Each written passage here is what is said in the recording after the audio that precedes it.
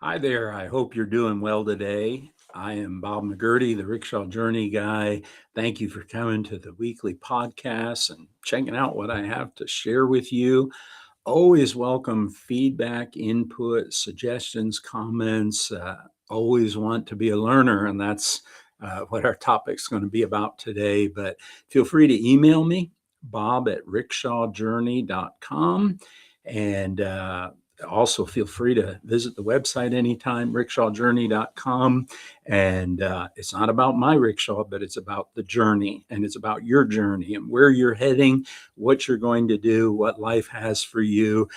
Last week we were talking about voices, and we were talking about early voices. Some point I'm going to talk a little bit about confused voices, but today I want to just talk about learning and just the importance, and to encourage you to never stop learning. I got my PhD. I was 60 years old when I got it. Uh, we all need to be learners. Last week, I attended a writers' conference at Taylor University. And if you know anything about writing or Taylor University, first of all, a plug. I enjoyed my time at Taylor University, and it reminded me way back when, 1984, I attended the Summer Institute of Linguistics hosted by Wycliffe Bible translators at the University of North Dakota in Grand Forks, North Dakota. It was barefoot learning. What do I mean by that? They were highly educated people who just live simple lives, and I kind of get that vibe when I'm at Taylor University. They're smart people. They know how to write. They know their craft and business, and they just do it at a very low key. And so I loved being there. A particular author that I'm just impressed with, and that's another story for another time. But I want to talk today about learning and the importance of learning, and to never stop learning. And I'm going to use an example, but these are the 7 things that I want to share today very quickly. Number one is, and this is kind of key points to learning. Number one is be willing to look foolish. We'll unpack that. Learn from children. Make hundreds of mistakes. And specifically, I'm going to talk about learning the Bengali language. So this number 4 is speaking before you're fluent. Um, Learning a language and how it helps you see people differently, and the difference between being an expert and being teachable, and then why the greatest leaders are lifelong learners. And so let me tell a story about learning Bengali. I love learning the Bengali language. Our first year in Bangladesh, we spent pretty much 5 days a week, 8 a.m. to 11:30 in class. And then throughout the day, we were learning the language, and we were learning at night. And one of the hardest parts about learning Bengali, or any language or any craft, is that you look foolish if it's something you don't know and don't have a reference point, and everybody's better than you. And you've got to look foolish. And I noticed something in language learning. There were people a lot smarter than me and a lot more capable than me that did not do as well as me. And it was because they didn't want to be corrected, and they didn't want to look foolish. They wanted to have it exactly right before they spoke it. Just never happens. And when you let it out, it gets better, and you have to allow people. So be willing to look foolish. Tell a foolish story. I was, I don't know, 6 months to a year into learning the Bengali language. And those of you that speak Bengali will appreciate this even more. And some of you may have heard me tell this story before, but we're in church. It is Sunday afternoon. It's the Bengali church service, hundreds of people there. And there is a song that in Bangla says, Tomar Prashangsha, Hey Jishu Tranokari. And the difference was, I was not singing Tomar Prashangsha, but I was singing Amar Prashangsha. The difference is subtle, Tomar Amar, and the rest of the song I had right. The difference is translated, Tomar Prashangsha, is the idea that the worship is yours, the worship is yours, the glory is yours. You alone are worthy of praise, O God. And I was singing Amma Prashangsha, which meant the worship is mine, the worship is mine. I alone am worthy of praise, O God. One simple little thing. I knew a pastor and heard a story that he was preaching about Jesus being the great light of the world. And instead of light, which is aloe, he said alu, which is potato, that Jesus was the greatest potato of the world. Simple little thing can turn everything. But you have to be willing to look foolish if you're going to learn anything. Secondly, you learn from children. I remember we were a few months into language school, and Twyla and I, my wife Twyla and I, both went to language school the next day, and we said, we could probably learn better. We were telling our teachers if we just did like our son did. He was about 3 or 4 years old at the time, maybe 3. And they're like, well, what does he do? And I said, well, he sits around all day and he's barefoot and he's in shorts and he's making mud pies with Kamrul, and his language is better than ours. And kids just don't worry about it. Yeah, no, it's not that, it's this. And they go with it. And children can teach us. His aspirations and pronunciations were so much better than ours, but learn from children. In leadership, there is something we call reverse mentoring. I love having younger people around me who see things differently and question.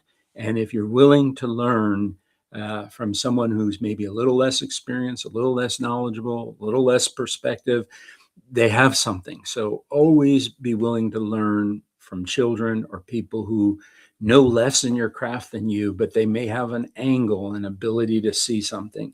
The third one's making hundreds of mistakes. We know the Edison light bulb story, but the more mistakes you make, the better off you are if you're willing to make those mistakes. You have to calculate them, you have to be careful, but be willing to make mistakes. Speaking before you're fluent, and that touches that earlier point. Even though you don't know, you sound like a baby. I remember preaching my first sermon in Bengali, and it was kind of memorized and rote, but it didn't feel like it was my own language. But I was learning, and so I wasn't super fluent, but I was willing to try. And any craft, anything that you're learning, any education, just be willing to practice what you're learning. Don't just have it in your head, but have it in your heart and your mouth and your life. And it's just so important. Learning a language can change how you feel about people. One thing I've observed over the years, living in a culture, in a geography that Bengali was the language, later where Hindi was the language. And when you begin to connect with people in their language, things change. Just one dramatic example, we were in the New Delhi area of India, the capital city, and we were learning Hindi. I didn't do well with Hindi. Mera Hindi bahut kharab hai. My Hindi is very bad. But in learning Hindi, our language teacher invited Twyla and I to a special event. And it was in his living room at his house, which is absolutely an honor to be there and to be with him. And he was a very educated man. His culture, his family most of them had graduate degrees from UK and US, highly educated people. And their English, well, first of all, their English was better than mine for those that got their advanced degrees in the UK, fully able to understand if there was any accent. It was minimal. But there we were in the living room and having conversation. It was just amazing. But here was the deal. As the conversation became more intimate, we became more excluded because the deep things are spoken in your mother tongue. And so if you're a missionary, or if you're going to a new place and you're debating, do I need to learn the language? Even if 100% of the people speak English, yes, you're going to be able to communicate, but at what level? And so what I found is the surface conversation, we were front and center. We could hold our own. We could talk to anybody about anything. But the more the conversation became personal, life and death and high values and family and goals, we became excluded because it moved to the mother tongue, which was Hindi. So um, and then language just tells so many things. Aunt or uncle, those are our two words. In Bengali, there's aunt and uncle on the mother's side, on the father's side. Different religions would use different terms. Christians and Hindus would use one term, Muslims would need another. And again, the language itself is saying family is so important. Brother, we might have little brother, big brother, but you have the middle brother, you have the second from the, there's just so many. And so as you learn the language, you also learn the culture. Um, then the other side of this, and again, it's why being a lifelong learner is so important. There is a difference between being an expert and being teachable. And teachable means just that. You can be an expert in something, but if you're not teachable, you put a cap or a lid on your learning.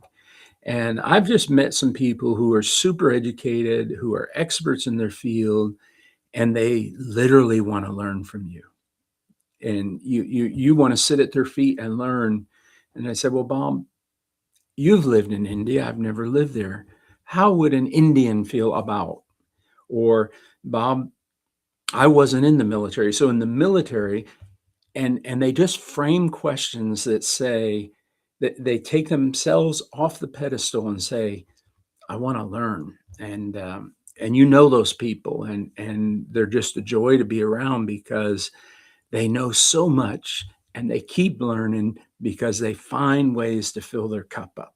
Even though you think it's at the brim, they make it a bigger cup. And you know the old saying that if you're the smartest person in the room, you're in the wrong room.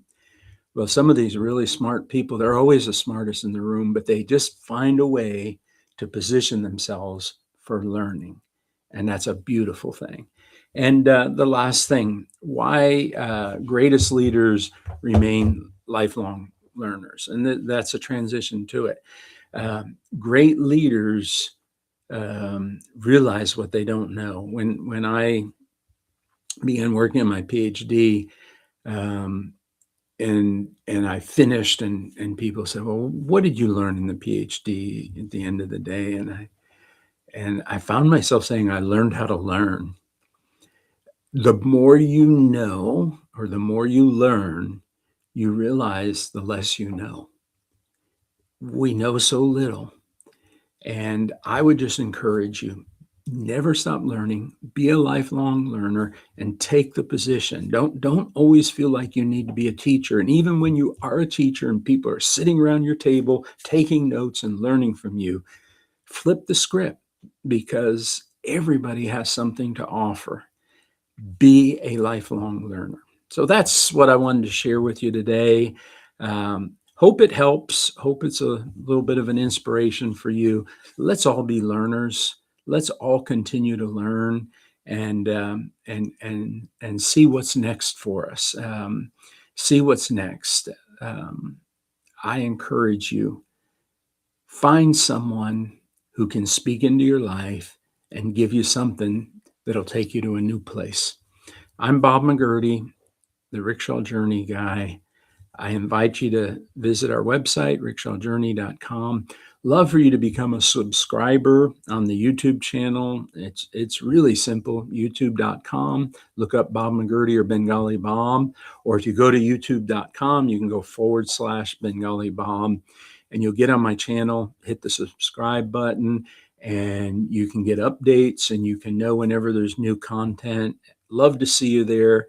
And if you got a question, bob@rickshawjourney.com. So this is Bob McGurty, the Rickshaw Journey guy, thanking you for listening today. Take care.